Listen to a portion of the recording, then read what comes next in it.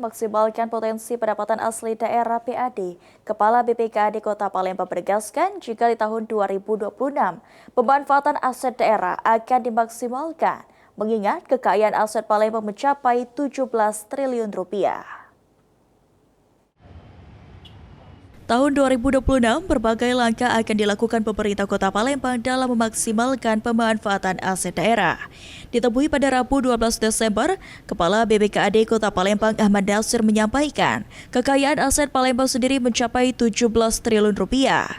Untuk itu, di tahun 2026, pemanfaatan aset daerah akan dimaksimalkan tanpa mengganggu pelaksanaan pelayanan agar dapat memberikan kontribusi pendapatan asli daerah, seperti penyediaan tempat bagi UMKM. Namun hal tersebut masih akan dikaji lebih lanjut.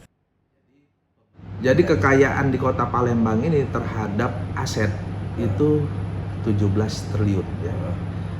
Nah, tinggal bagaimana kita mengelola kekayaan aset yang dimiliki oleh pemerintah Kota Palembang ini mempunyai satu ya, benar-benar dia itu ya memberikan manfaat yang terukur dan seoptimal mungkin.